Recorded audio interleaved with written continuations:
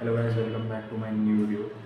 तर भाई जस्ट एक गोष्ट मनात आली की यार आपल्या लाईफमध्ये आपण काही चुका करतो, जे की आपल्या त्या चुकांवरून आपण शिकतो. पण लाईफमध्ये सगळ्यात मोठी चूक अशी आहे की आपण आपली लाईफ आहे जज करतो, ती पण कोणामुळं दुसऱ्यांची लाईफ बघून आपण आपली लाईफ जज करतो. त्याच्यामुळं दुसऱ्यांची लाईफ बघून आपली लाईफ कधी जज करू नका, कारण की त्यांच्या लाईफपेक्षा आपली लाईफ खूप चांगली आहे असं समजून चाला. तुम्ही लाईफमध्ये भरपूर काय अचीव कराल आणि तुमच्या लाईफमध्ये सक्सेस आणि अबंडन्स भरपूर येईल.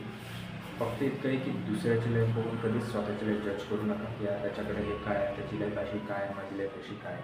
कारण की भाई ज्याची त्याची लाईफ असते, प्रत्येकाला लाईफ चांगलीच दिली आहे देवाने. फक्त विषय असा आहे की आपण काय घडवतो लाईफमध्ये आणि आपण काय चांगलं करतो ह्याला महत्त्व आहे.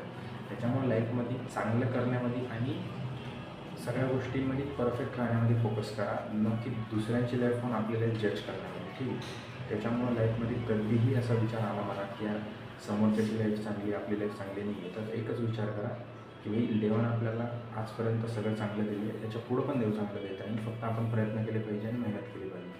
त्याच्यामुळं लाईफमध्ये ही मिस्टेक कधीच करू नका की समोरच्याची लाईफ पाहून आपली लाईफ जज करा, कारण त्याच्यापेक्षा आपली लाईफ खूप प्रमाणात जास्त चांगली आहे.